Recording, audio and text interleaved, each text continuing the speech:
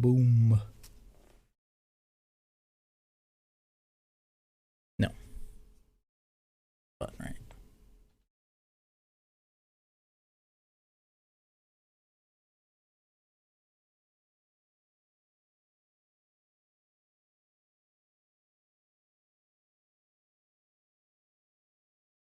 Yeah.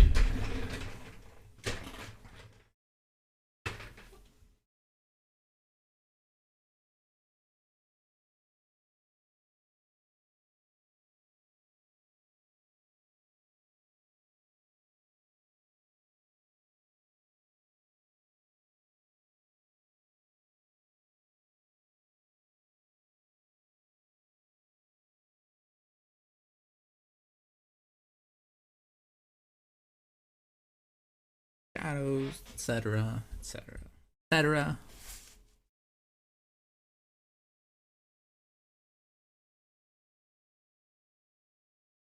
Big game store. Saints Row 4 re-elected. Get it.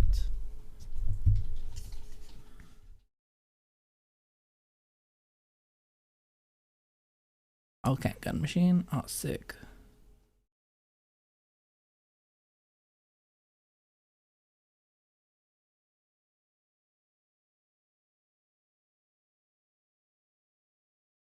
Oh, cool. It doesn't bring up my payment information. Good, good.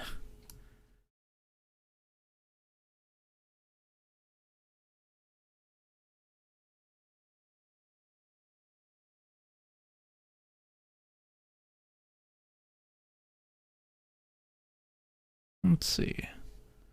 Excuse you. Electrocution rifle. Fire rate. Very fast. Oh shit. Beam. Damage radius. Hey. Gauss cannon.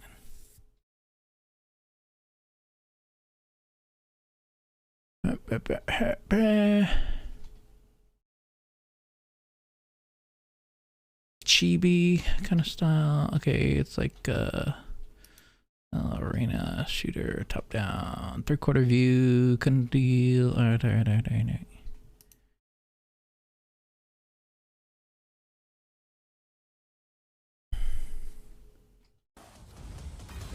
There must be one soul. Whoa. Who calls for peace, demands Fuck off. justice. One soul who stands up and declares, we're gonna need a bigger gun. Whoa.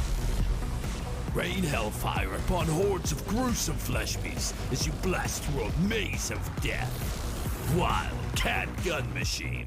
Strap yourself in for brutal bullet hell combat as you face bigger, badder, it more honestly revolting looks a enemies lot with like each step. Mother of God. You want guns? We got over 40 guns. When that's not enough, Can you have character just the cat? upgrades. And when that just isn't wild enough, you become the gun.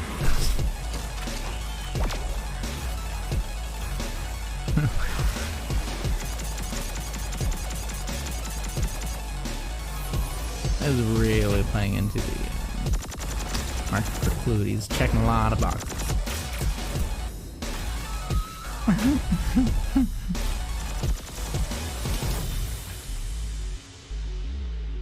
Mo meow down.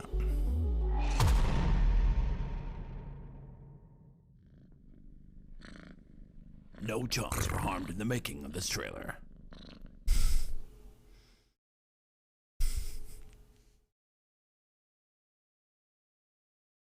In a god. Okay. That's cool. Single player, controller sport, chunky box games. Sick. The cool thing is that they got paid for it. Like, this came out this year, 7 months ago. Okay. And then Epic Games ponying up the cash. Wind. Caution. Farts. Oh my god.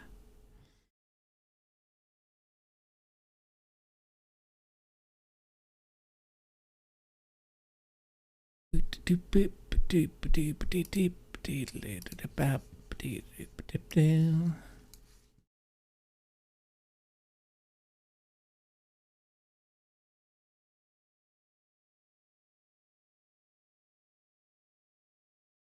like something's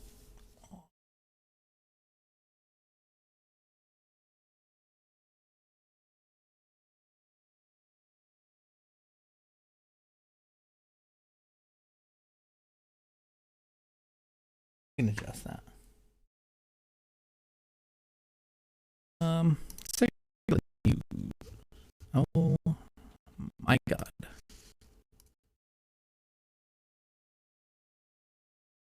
Why would I do that? Why is this all the way down there? That's why everything sounds so low.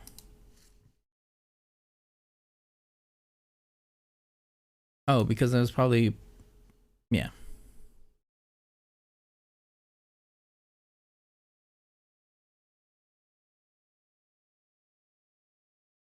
Okay, this isn't helping. Now, it sounds like things broken, but it's probably fine.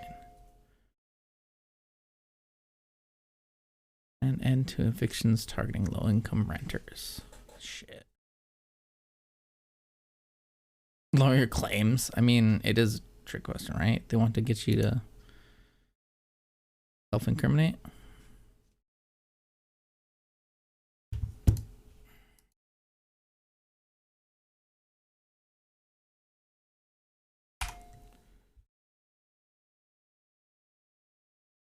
Sold at bar. What the fuck is this site? Good lord.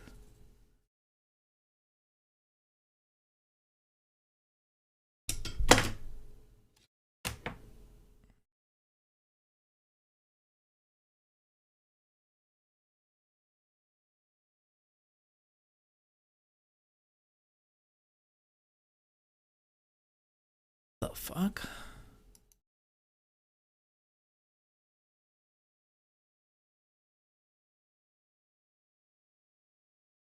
Ugh. I think reverse these clauses and I think you have cause and effect, you know? Look at this. Diablo 4 is the Diablo I've been waiting for. Have they played it?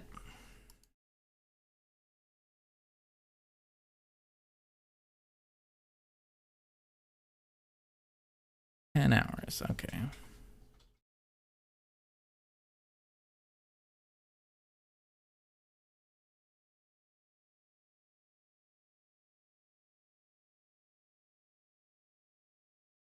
Hmm.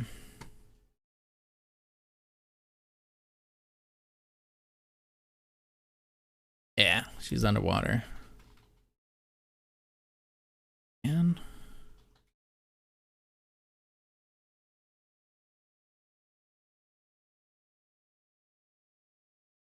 dude, seeing the Captain Marvel purse that Dev was rocking at the Game Awards, that was cool. But someone was like, they didn't get the message behind it, and they were like, "Oh, something Wonder Woman." I'm like, "Well, it's Captain Marvel."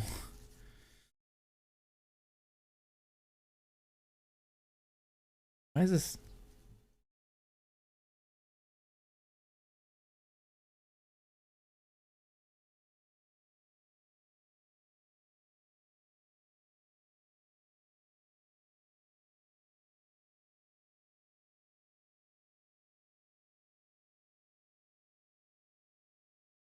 Is it one of those weird things where it's like, oh, actually, it's outside? What was it? Staying in Austin at the Firehouse Hostel. It didn't like click with how the geometry of the building was laid out until I looked at it from a different way. But the front entrance is like cut into the side of the building, and so going up the stairs, around up the stairs to the room, it like has a window facing north, but that's facing the building itself again, because it's like cut out like that. And then I realized from the in the stairwell, standing on the landing, it's like, oh, that's like a U shape. So it's like bedroom was in here, facing out the window, and then like the stairwell, was like this other half of it. Weird stuff. And crazy that I was paying $40 a night to stay basically the middle of downtown. We have poke.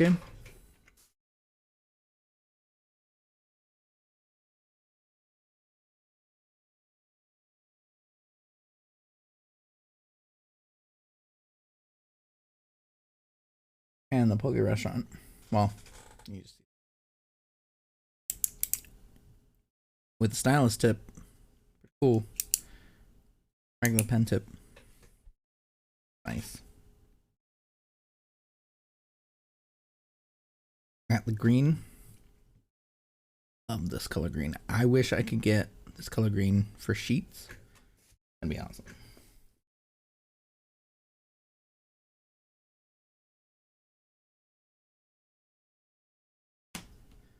Oh, we randomized it also. I was like, wait. Sufjan Stevens abs have the past tracks have been, but not in order. And that's because I shuffled it. I pressed it to randomize.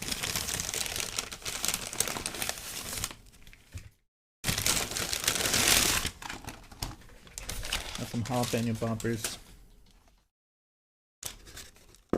Maybe I'll eat them now instead of letting them hold.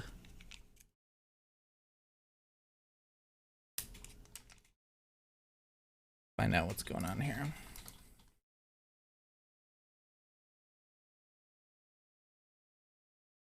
Poor man on the toilet was not amused.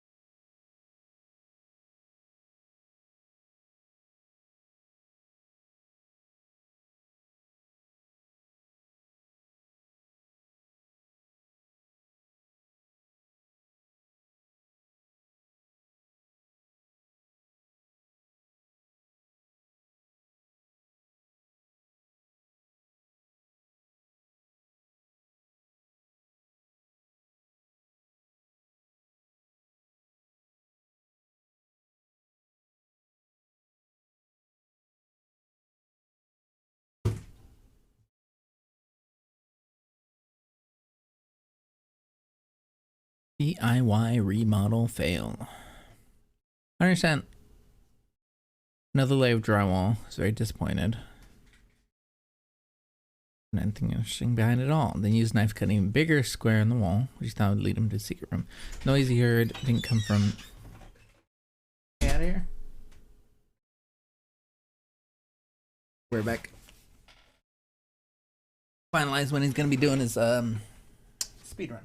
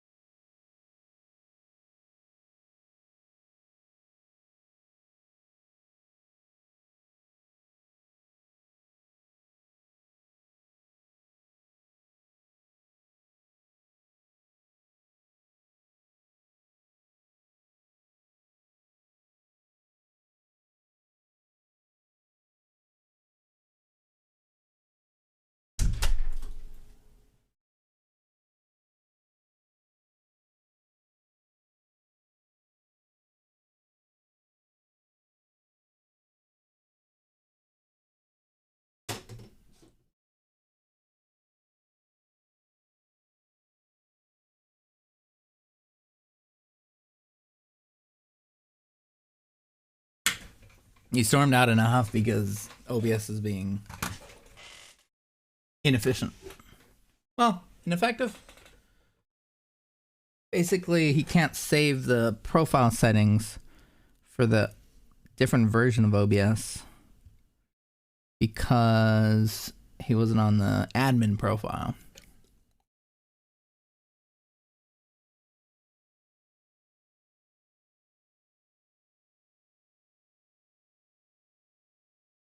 Or, you know, normally it'd just be like,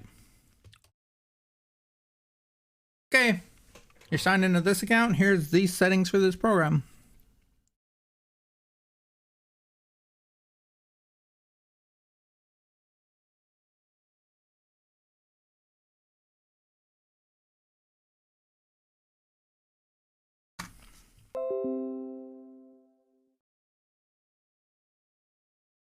Put up a little lurky turkey here. Rapala Turkey AM. Nice captions.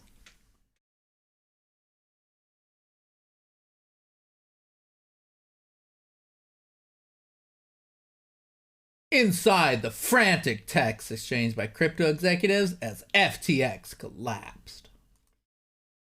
I don't give a shit about the trash fire, burning trash fire. It smells like burnt rubber. Yeah, no shit, it was a trash fire.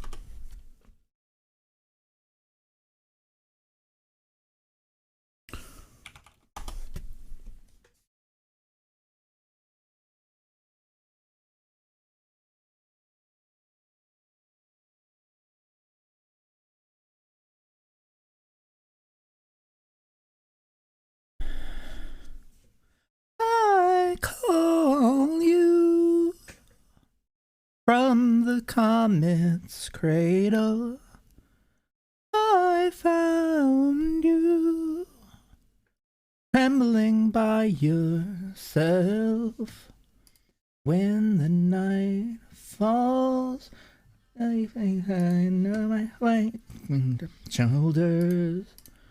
Wonderful know it all. Slightly where the night gets colder. That's a good song. Ultra graphic settings are a waste of time and resources. Oh.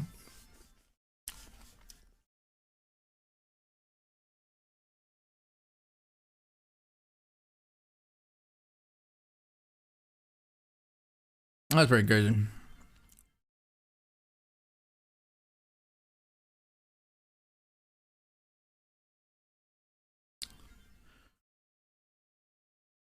Oh, conscience, where you carry me?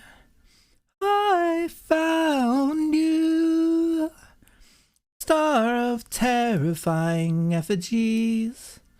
When the night falls, I carry myself to the fortress. Where glorious calls, I may seek your fortress. It's missing a word there. The night falls, we see the star of wonder. Wonderful night falls, we see you, we see you.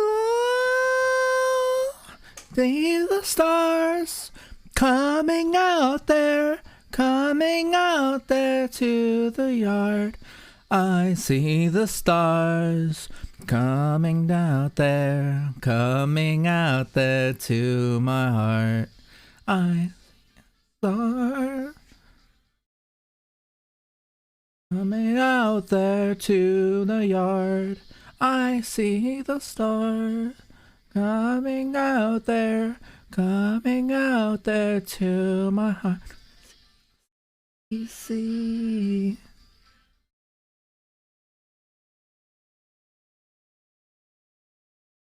See.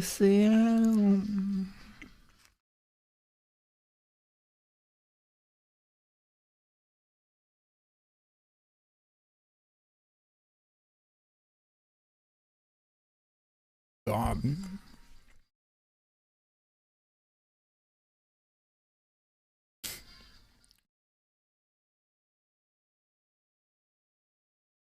What? Your dream house won't protect you from the hellfire? Jesus. Delta, there's no escape. And then Delta's like, the fuck? Why is Diablo official account? What is that? Oh, it's a game? Okay, whatever.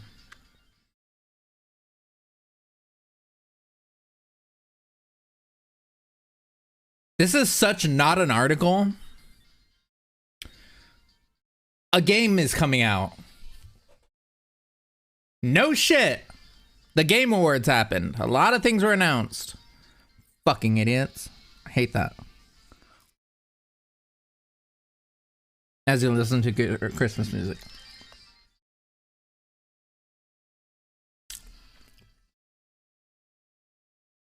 Where does this picture come from?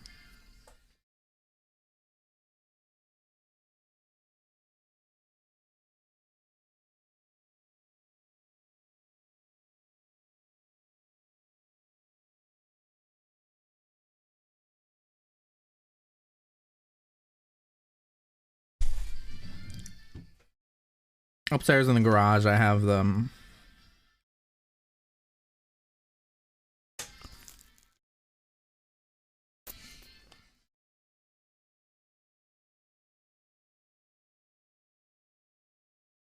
It has a sing-along lyric book and everything.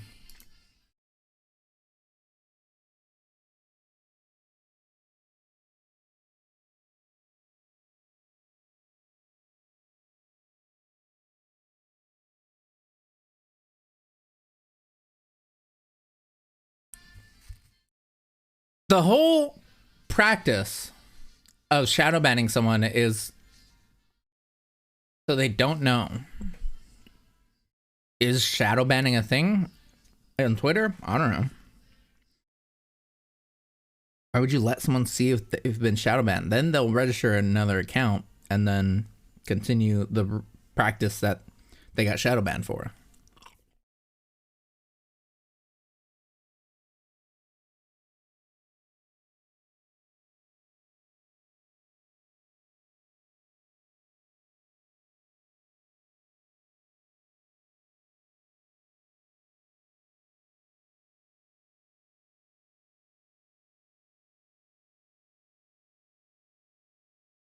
Maybe I should listen to these in order.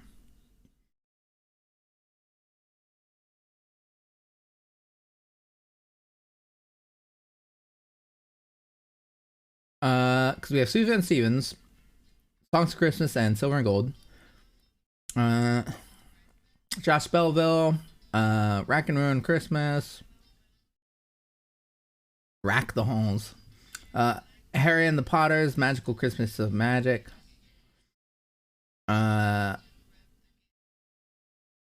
My friend Emily.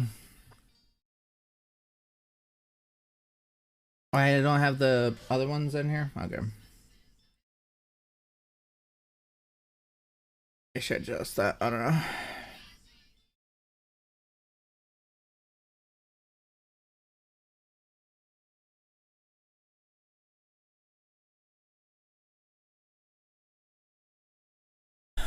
Let's see here.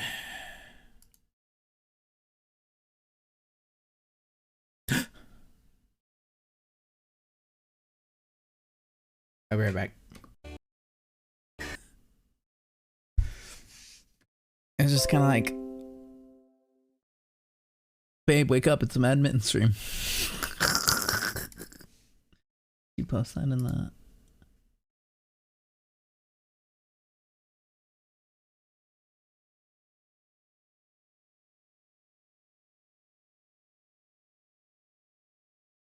Oh, it's so tiny. Wow. Oh, it's so huge. What the fuck?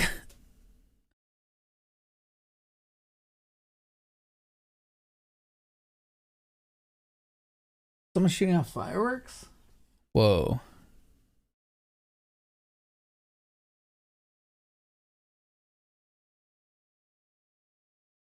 Thing scurrilous claims.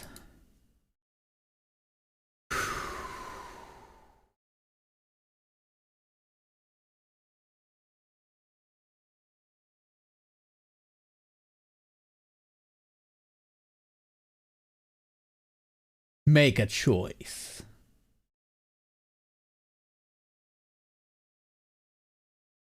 I don't have the permit.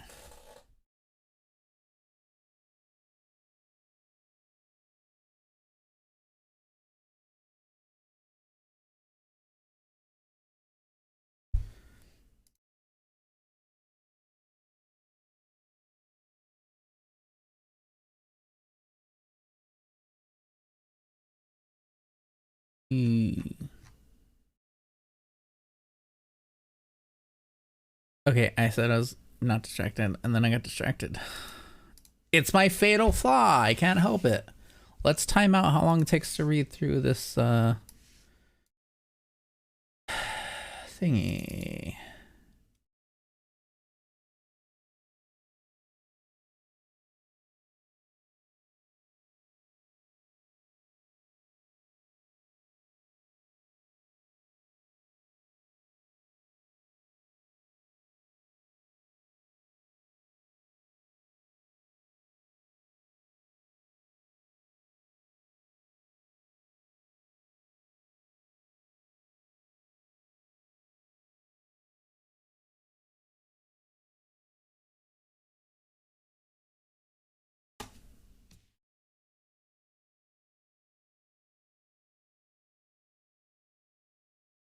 Whoa.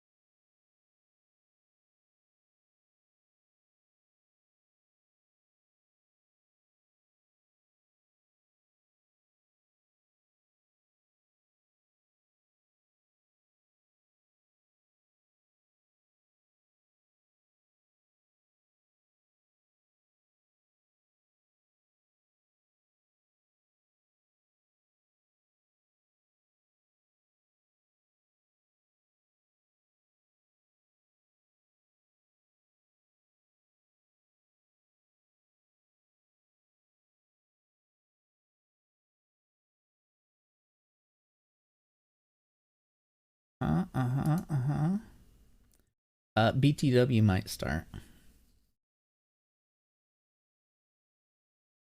Okay, I see that now, and I do want to delete it. I thought it'd be a neat Easter egg to have Joel, the spinning fish, salmon, whatever it is, trout. But now I see it, and it's just distracting me. Insane.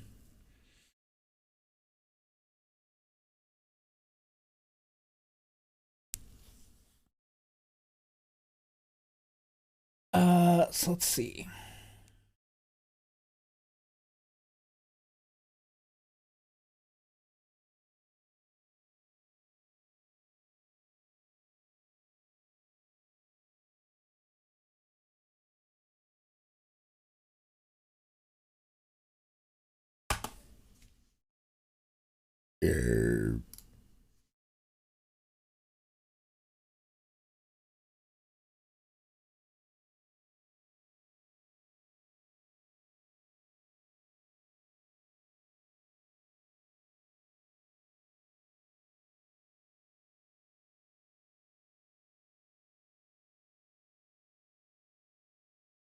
Okay.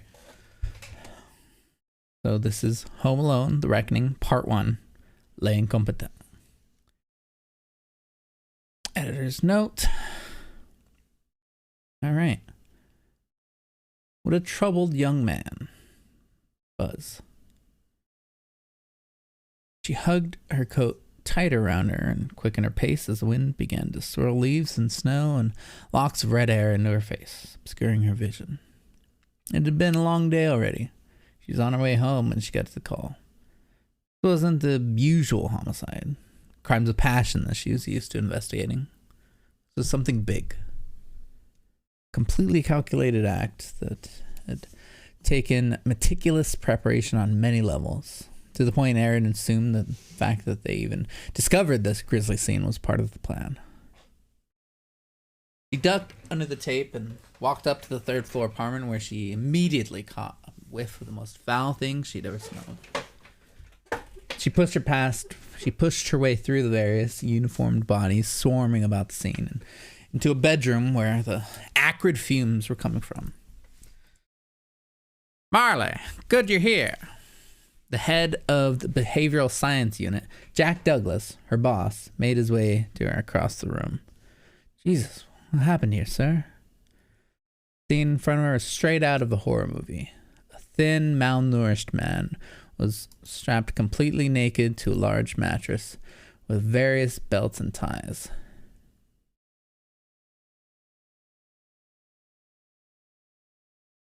Jack Douglas. The mattress was so soggy with sterile urine that the moat had formed around it and was slowly expanding on all sides, leaking through the floorboards to the apartment below. IV hangers stood like metallic skeletons, preying over the body on either side of the bed, with banks like diseased lungs filled with dark fluid. The long plastic tendrils with needles like claws running straight into the veins of the man's bruised and cut up arms.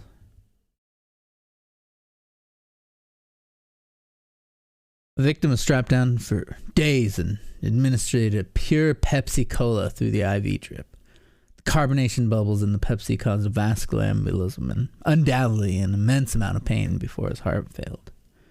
If it wasn't that, it would have been the type 2 diabetes. His name is Fuller McAllister, 26 years old, unmarried, no children.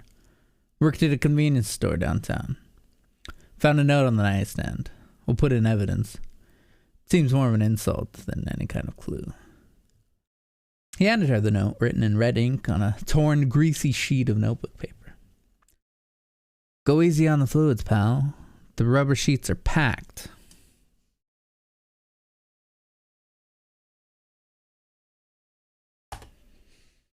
Are there any primary suspects? Who would want to do this to someone? Douglas opened the courier bag at his side and pulled out a plain manila file, which he handed to Taryn. "We have an idea, but now it's almost certain." As she flipped the file open to examine the various photos and documents, Douglas recited the contents from memory. "About a year ago, a man named Jeffrey McAllister, cousin of Fuller here, went missing. About 6 days later, he was found in front of a hospital emergency room, hemorrhaging blood from every orifice. Hospital staff tried to save him, but he's already too far gone. To make it worse, immediate blood tests showed that the hemorrhaging was caused by the Ebola virus. 4 hospital staff members were infected and quarantined. Only 2 of them made it. In the autopsy, coroner noted a handwritten tattoo across Jeff's chest that said, "You are such a disease." Aaron examined the photos of the red-haired man with blood flowing out of his eyes like tears. How did he get infected with Ebola when he's even native to this area? How did nobody else other than the 4 hospital staff get infected? I don't know. It's likely whoever get infected him with it got a sample somehow, maybe from a lab or something. Seemed like just a freak accident. Why is it a timer thing? How long was that? Was it not? No stopwatch. What the heck? That is, till we found the second body. As Aaron shuffled the photos, another grisly murder scene, Jack continued. Her name was Lynette McAllister, one of Jeff's sisters. This time, it was worse. Photos depicted a woman strapped to a chair, with the top of her head, from the brow up, completely missing, her brain removed. Large, crude letters were smeared across the wall above her in blood, spelling out the French words, L'incompétent.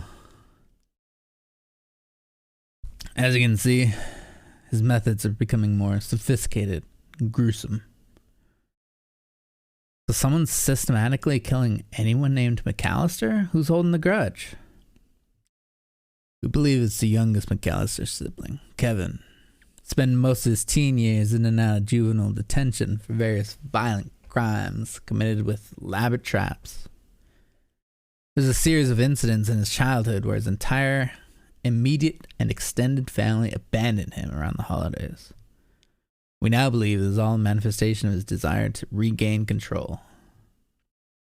If he kills them, they no longer have the power to abandon them.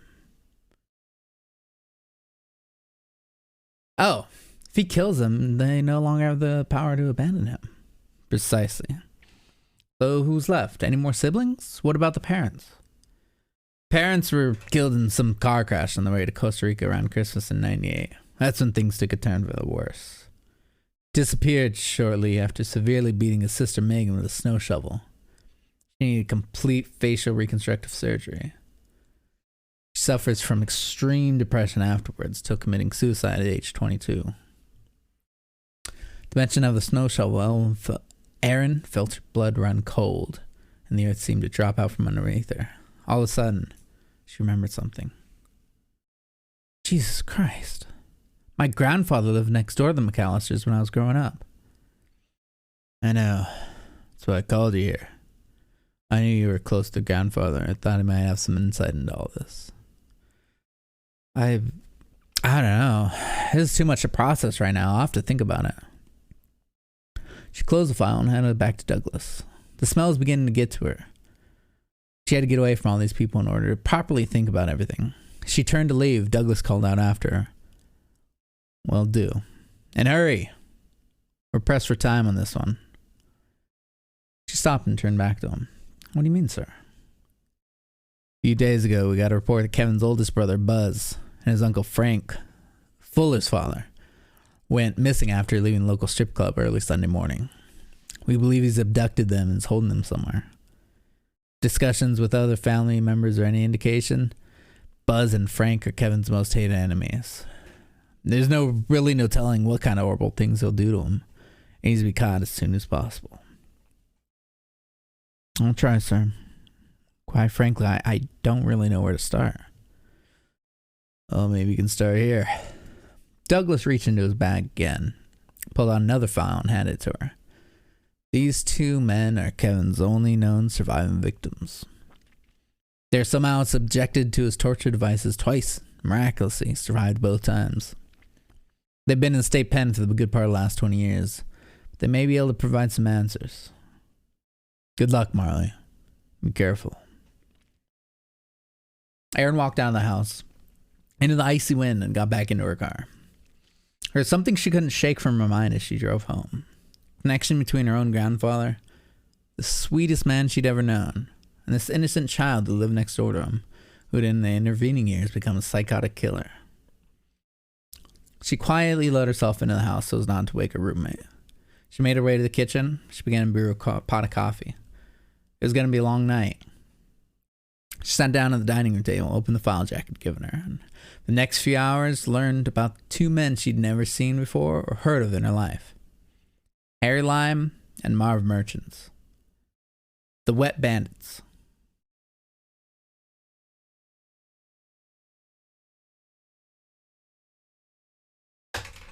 What? Hang on, let me get some water. I picked some up the Wally World.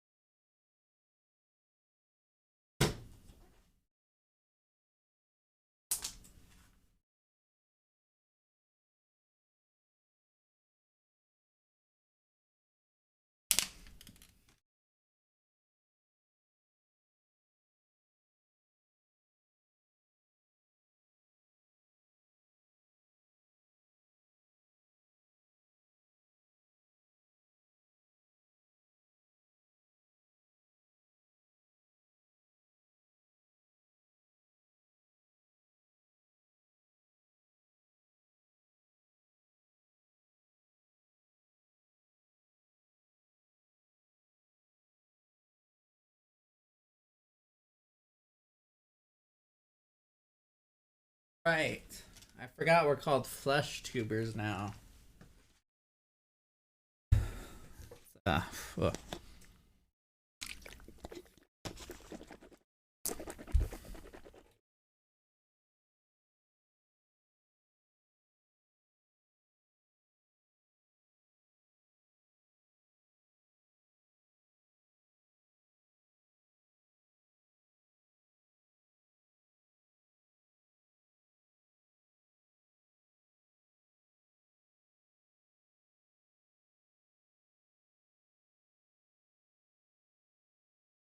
So it's 4 parts.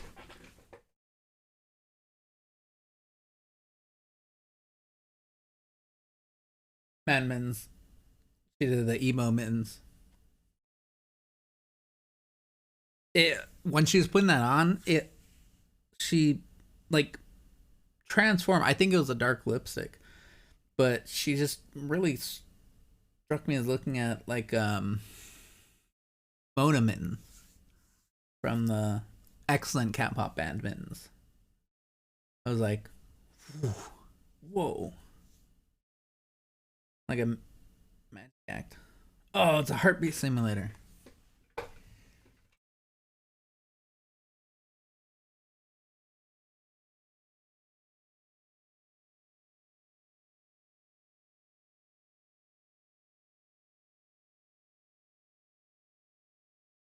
Oh, hang on. Let me be right back.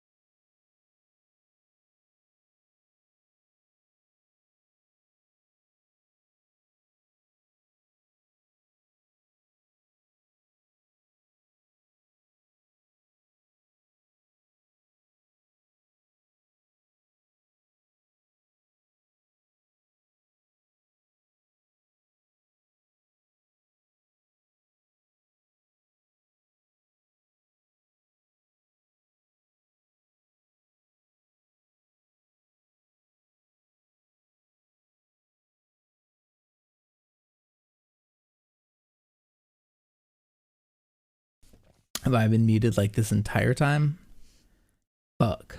Which is fine because I intend to do this with other people. So it doesn't have to be like on this thing. Part 4. The South Bend Shovel Slayer.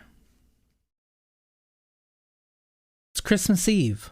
Good deeds count extra tonight. Think of an important thing you can do for others and go do it. Just follow the star in your heart. The Pigeon Lady. So each of these parts start with a quote, and I think from the movie.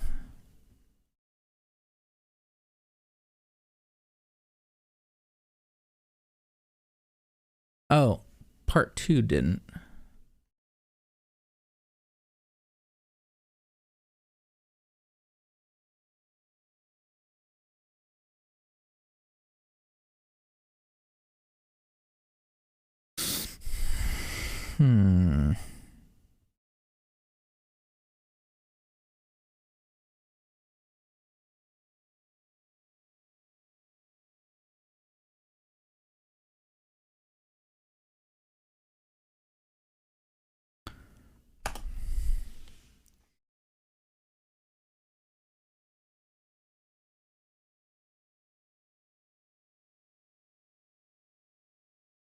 Aaron walked up the crumbling steps of the condemned Chicago brownstone and stood at the door, preparing herself for what was to come. After all the investigating, studying the locations of the murders, the clues, the witnesses, she still had a hard time believing that Kevin McAllister was committing his reign of terror from right in the middle of the city. From the dark rooms beyond the heavy steel door in front of her, in hindsight it seemed obvious. In the middle of the city, from the dark. Who would randomly install a door like this on an abandoned building? But from a street where people regularly keep their heads down to avoid eye contact with the local transients, it blended in perfectly. Of course, she had already called backup. They were undoubtedly formulating a plan of attack now. But Aaron knew if Kevin sensed any sign of large-scale break-in, it would simply mean more bodies. Protecting himself is what he was best at. So she stood there alone. The icy Christmas Eve wind causing multicolored decorative lights to dance over the falling snow.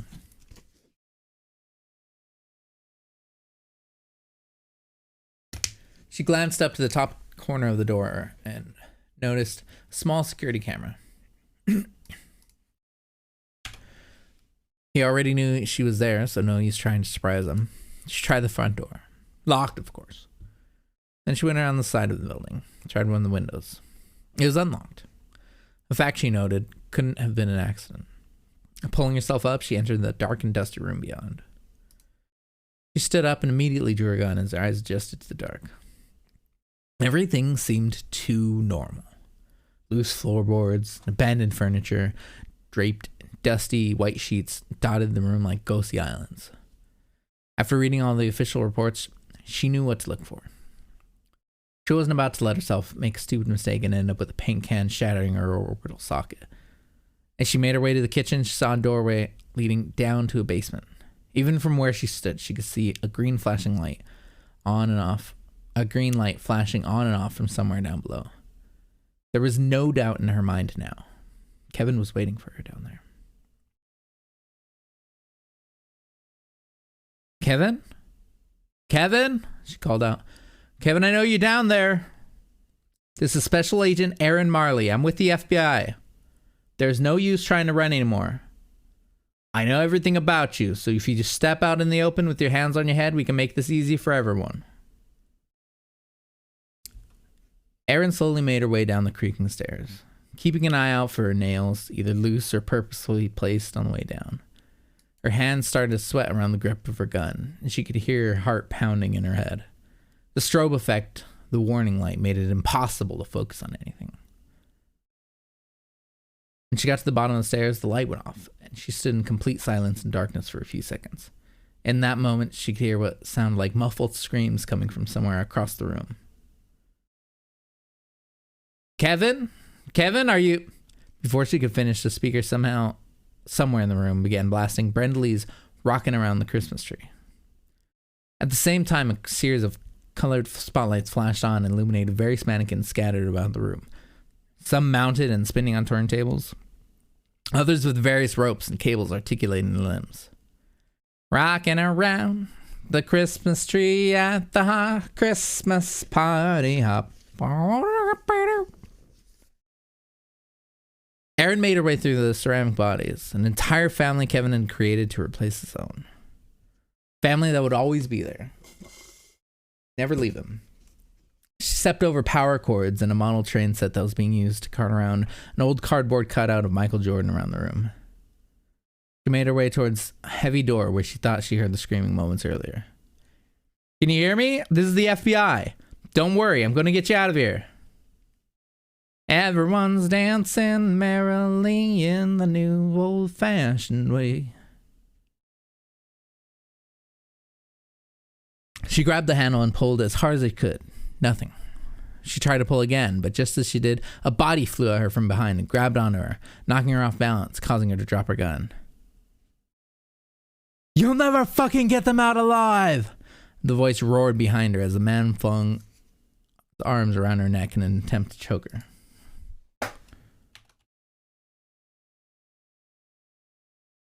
Erin quickly regained her composure and with all her strength flung herself back again towards the wall. There was a crash as the man hit when the mannequin slammed against the wall, but he didn't let go.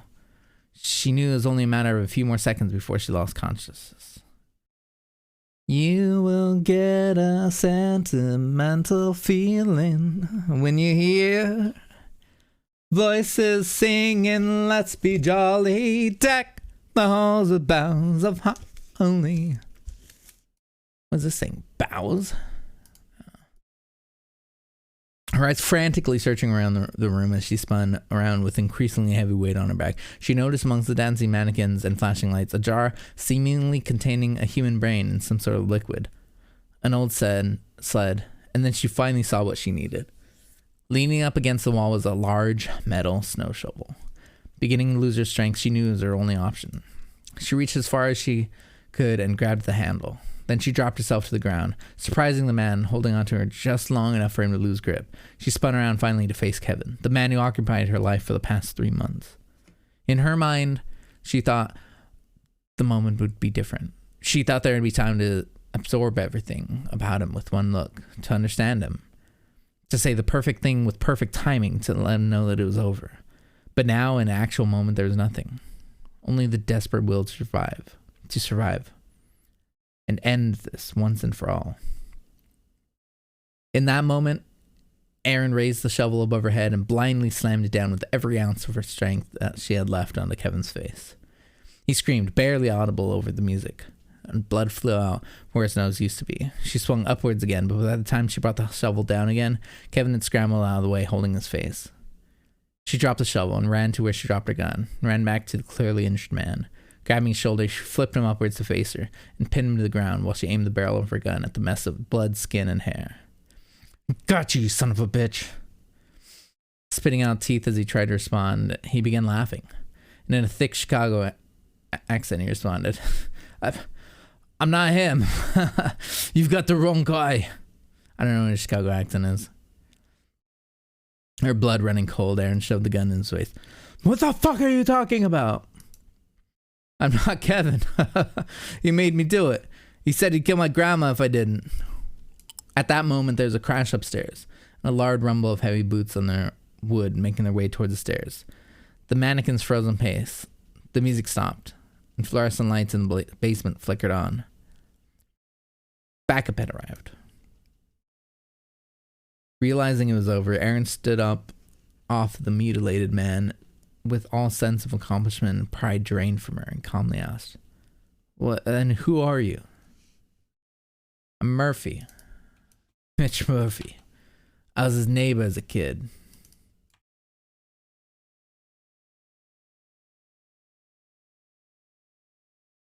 He told me he'd go straight to Florida and cut her throat if I didn't guard his work. I swear to God, I didn't touch them. I didn't know anything.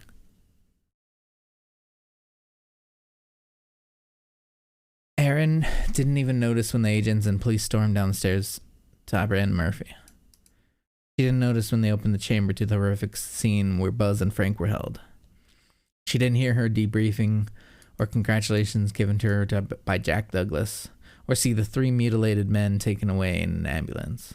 And she didn't notice when she wandered out through the crowd of forensics and cleanup crews back outside into the cold. The only thing she could think about was that she had lost. That Kevin had gotten away and humiliated her. And that no matter how big of a part she had played in finding Frank and Buzz before it was too late, or how the search for Kevin McAllister would continue, she was still walking home, alone.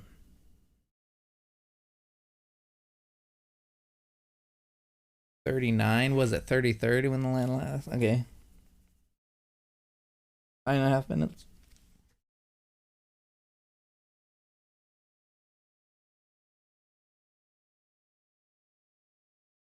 That's awesome. She put the eyeliner on a cat's paw and pressed on her cheek and made a paw print on her cheek. That's awesome. It's like she's been blessed.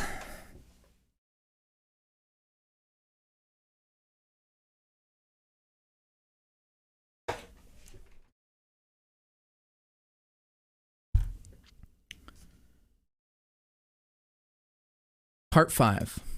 Oh, Holy Night. He said that if I ever go in there and see him naked, I'd never grow up feeling like a real man. Whatever that means. Kevin. The night was silent and still.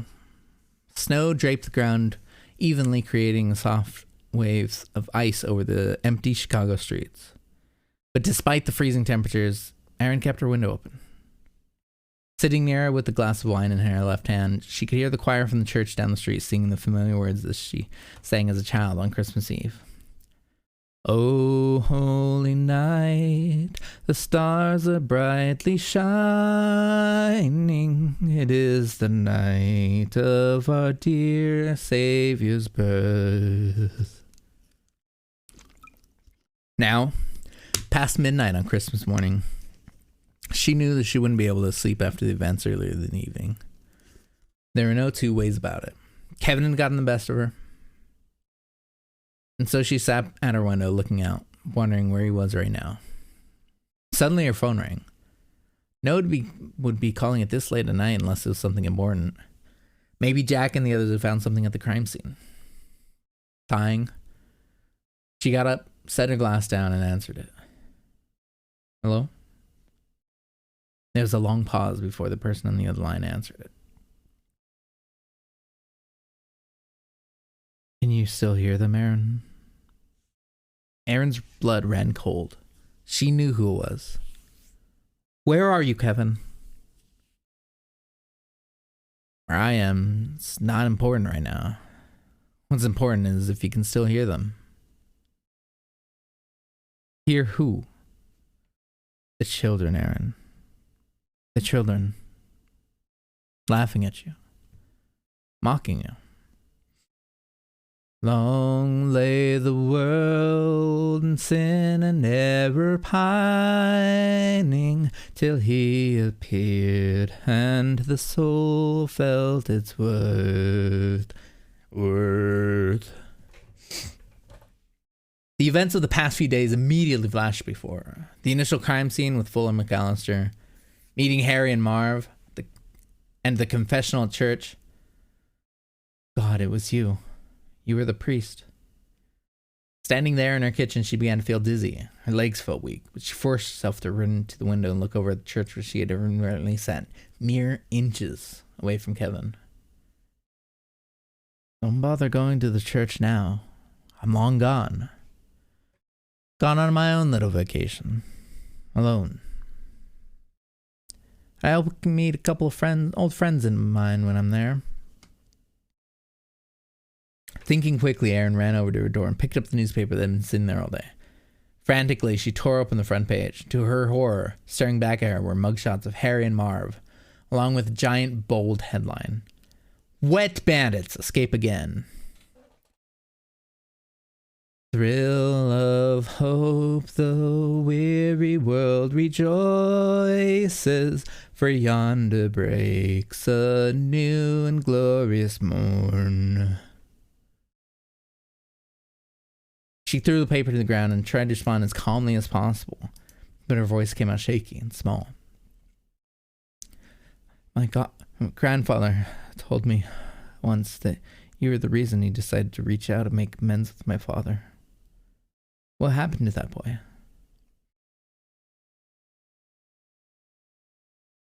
The same thing that happened to you, Aaron.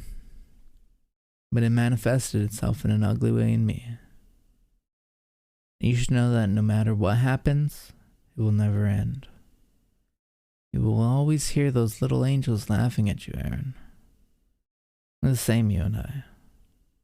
Inseparable. Like two turtle doves. Oh, and you might want to invest in a tree next year. You can't celebrate Christmas without a Christmas tree. Now, if you'll excuse me, I have a plane to catch.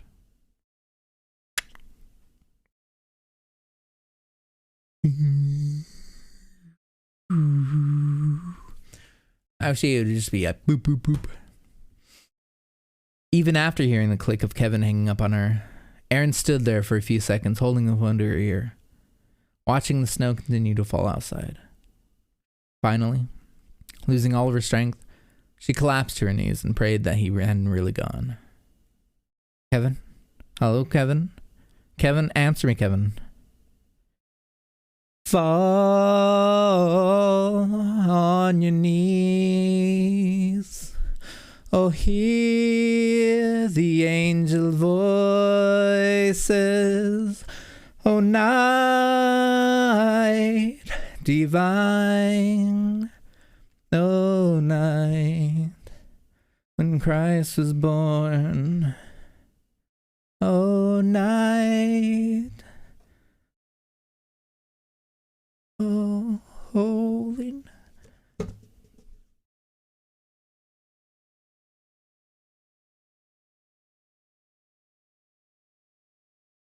Holy night. Oh, night divine. The version that I'm familiar with of Holy Night doesn't really jive with these line.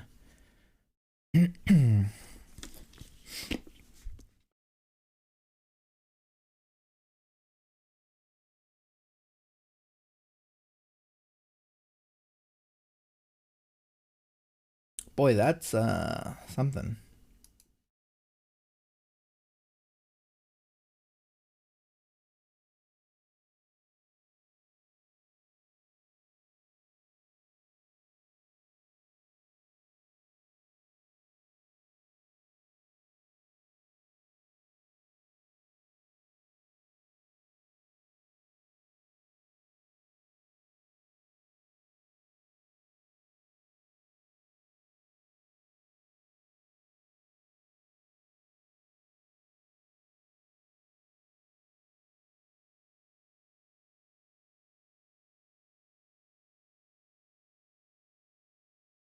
$46 minutes.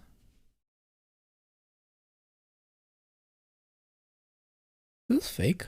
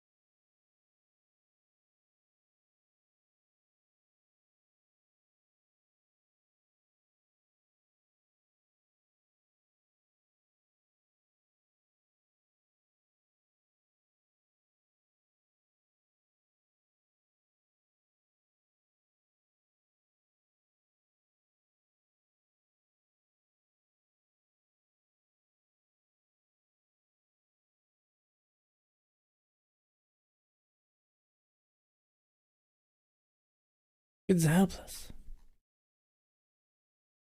I see what I did there. Okay.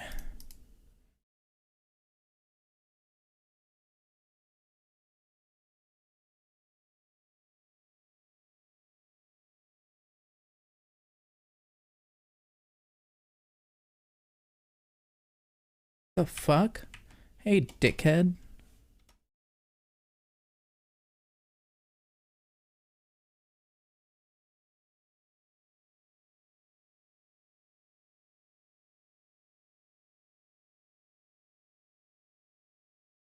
Got you, son of a bitch.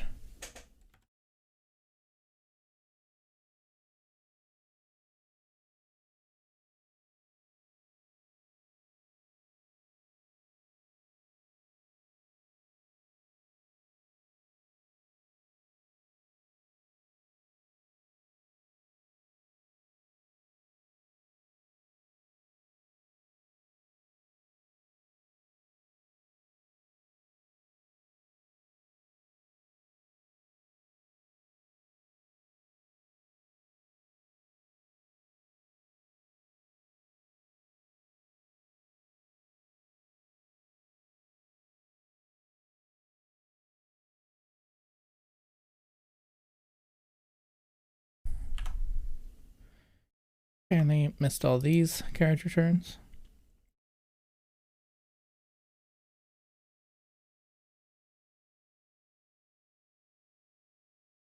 Fuck daddy. BKDDY is going live.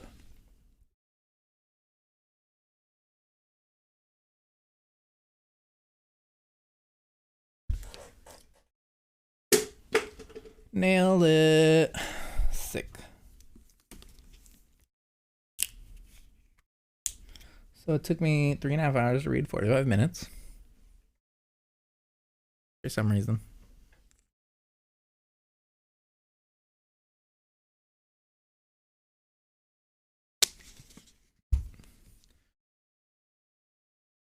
Do.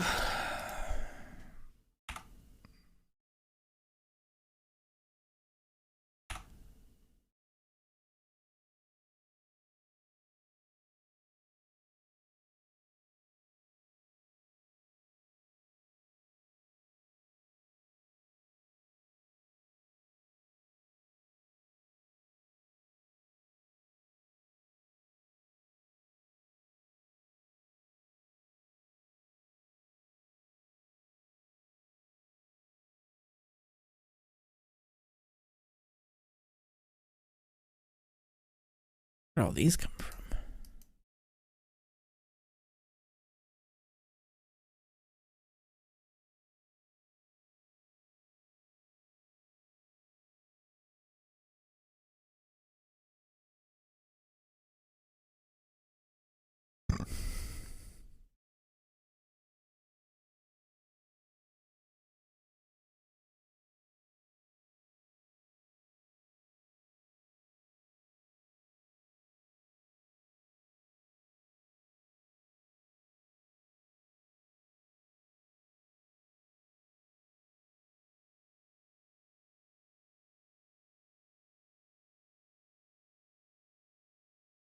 It's all better.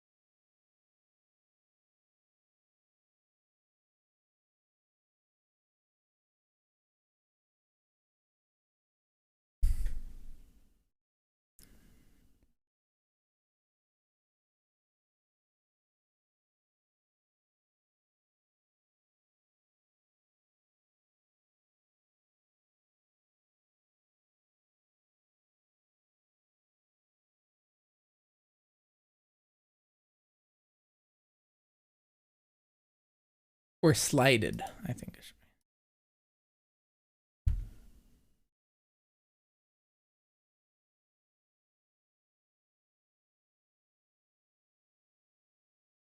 Dying, yeah.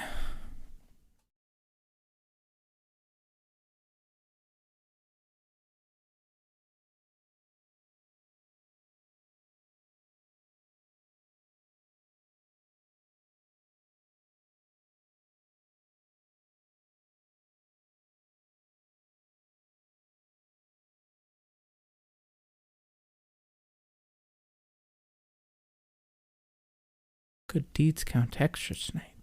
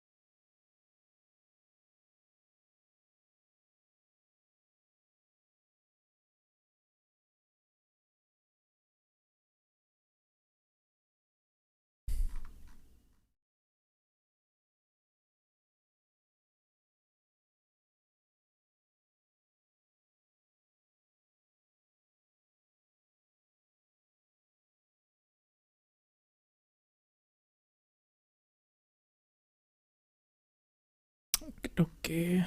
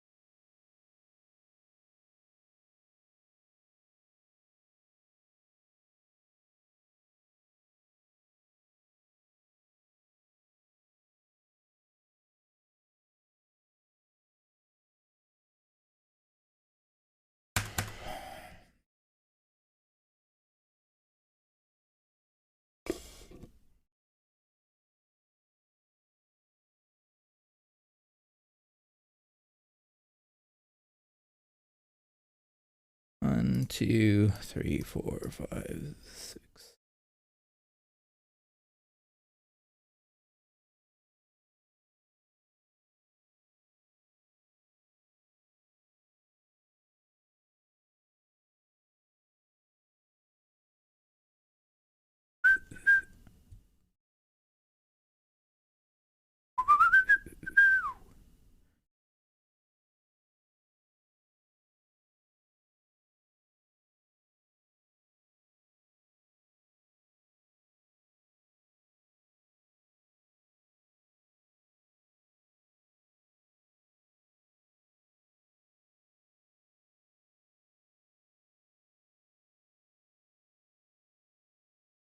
Pop back over to here. Oh, I have. There we go.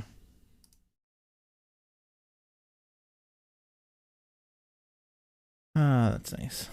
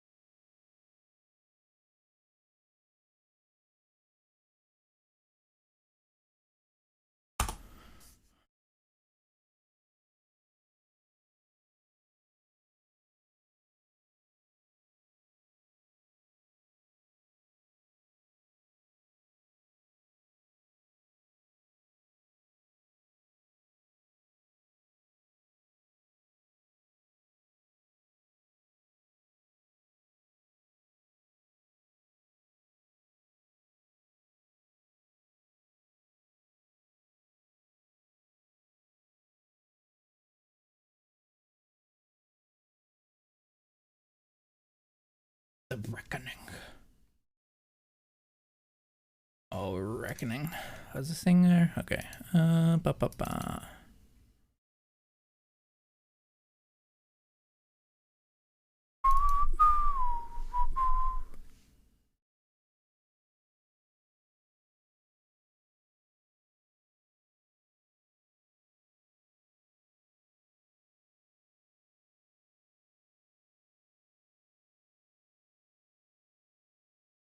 Wait, don't they have Home Alone 2 here?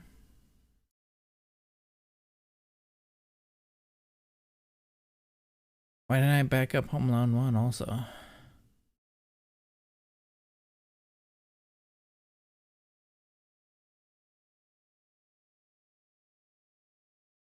There it is. Okay.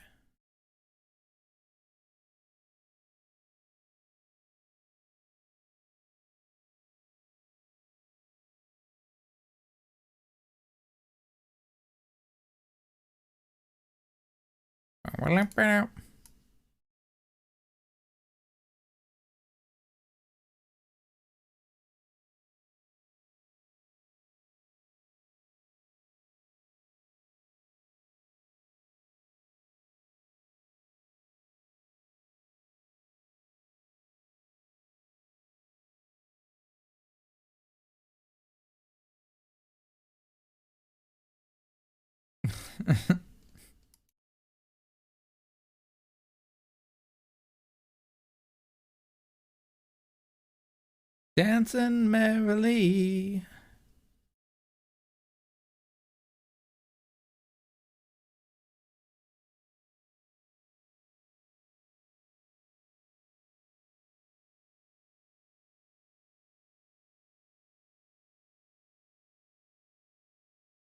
Pigeon Lady? Yeah, there's Pigeon Lady.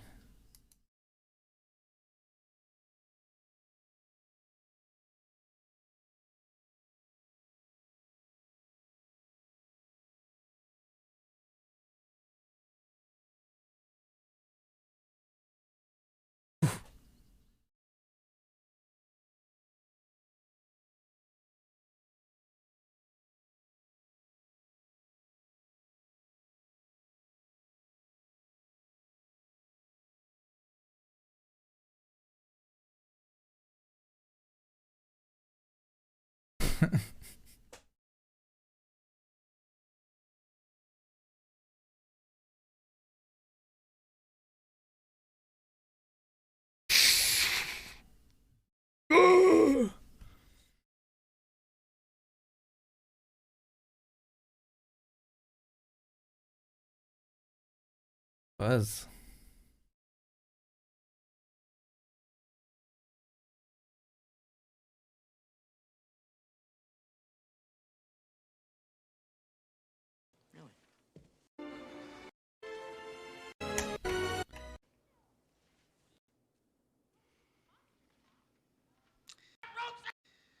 Merry Christmas indeed.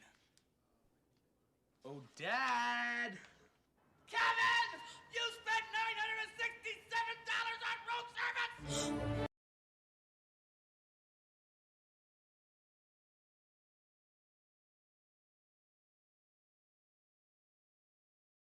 I should probably update.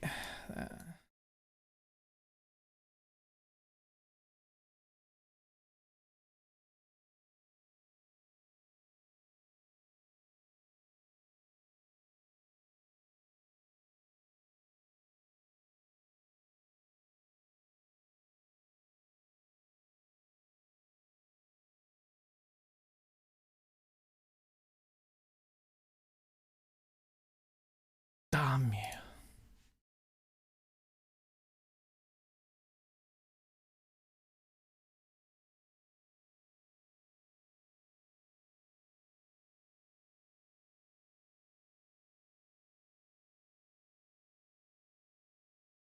Fortnite game. Please add the original lineup of Tony Hawk Pro Skater, some skateboards to ride around on, and emotes featuring music like Superman, my gold finger. Now you can do it, bro.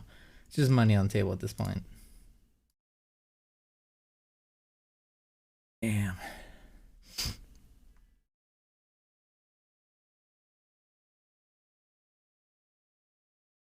Pro Skater and the soundtracks at work last night. Holy shit.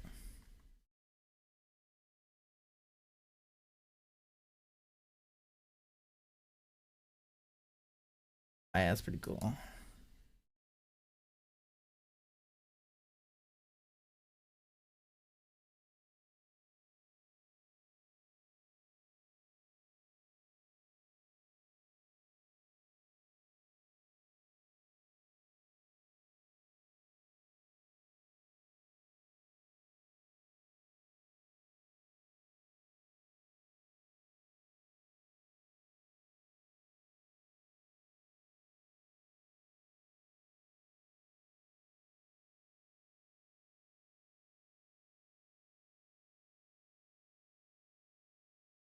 Christmas Infinity Voyage.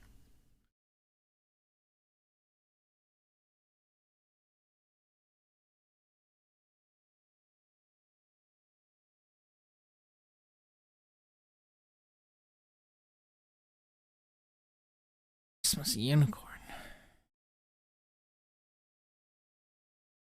Oh. Why is like reading that out just like such different?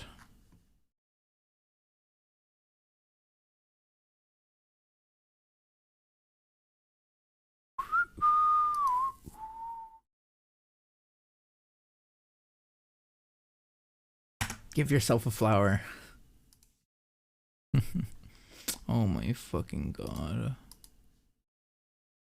Precious. I'm just reading Discord now. Don't upgrade Discord on PC, it broke mine. Well, your PC's probably shitty. Also, I don't have an update. I don't know what to tell you, friendo.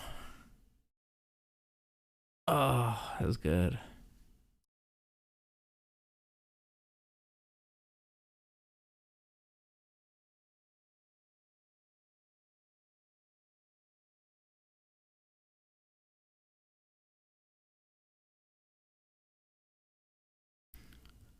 I'm thou fount of every blessing, till my heart to sing thy praise.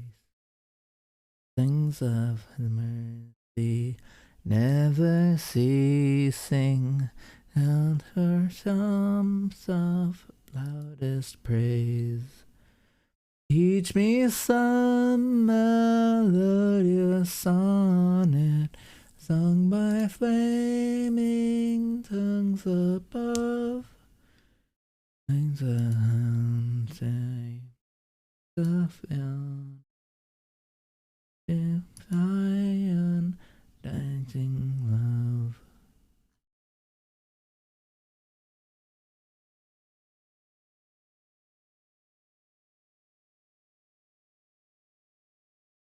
Oh my god.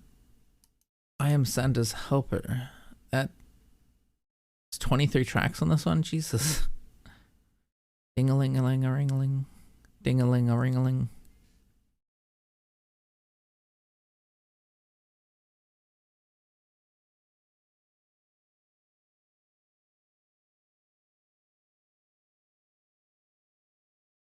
Yeah, they really get freaky with this one, huh?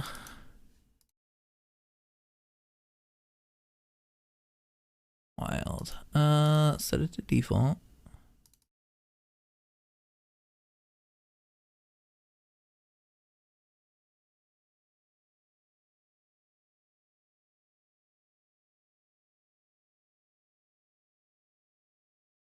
Hope someone.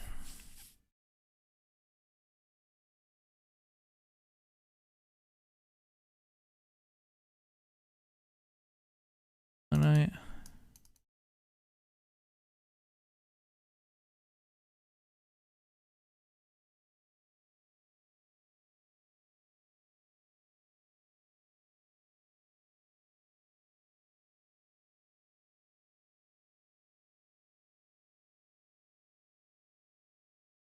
On your knees, oh, hear the angel voices of night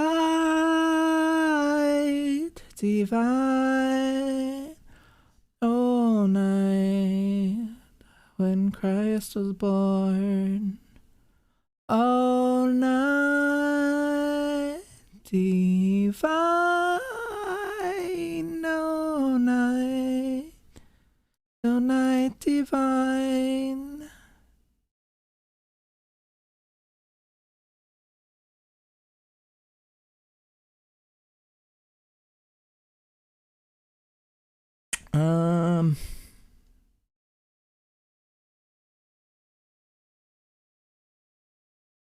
Tension. Warm and fuzzy.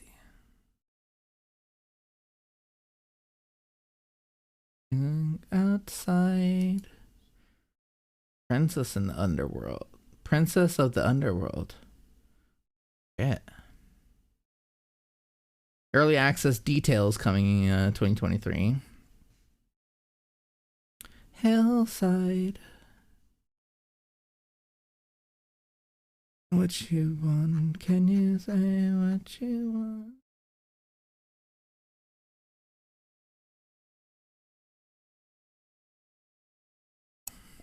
I was a little concerned at one point that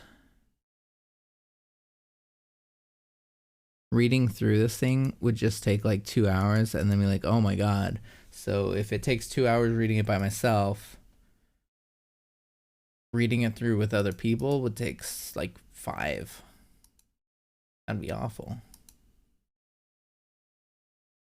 Og.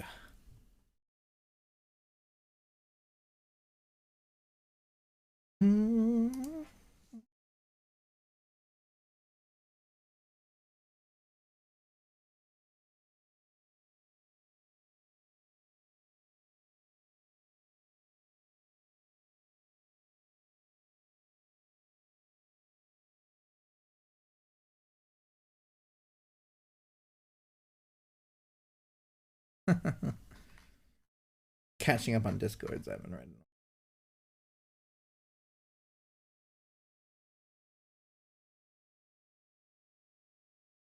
All that ice cream in your mouth at once? What the fuck?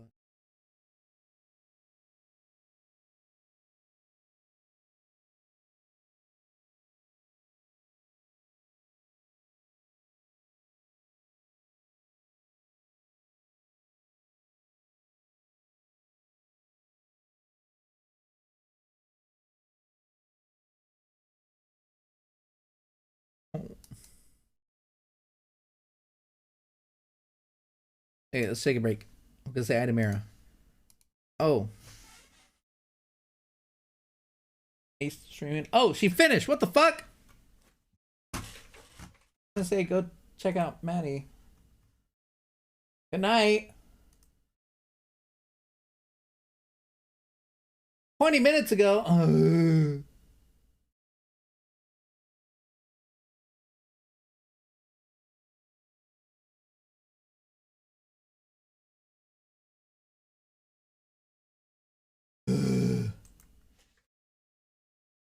I gotta.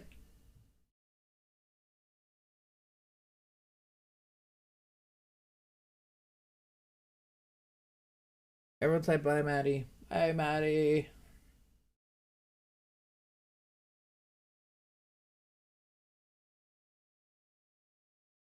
With the what the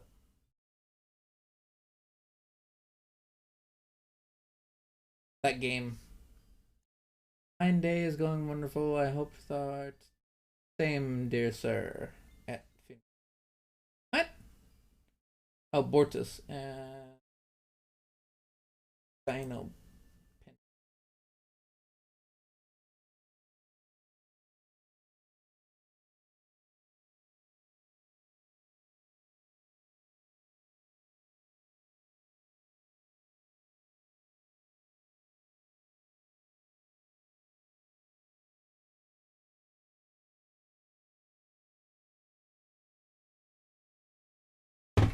So, Mira had some vacation. She's streaming. She's cool. Go check her out. I'll be right back. And then games after or something. I don't know. Maybe, possibly. I love you. Bye. BRB. Leaving for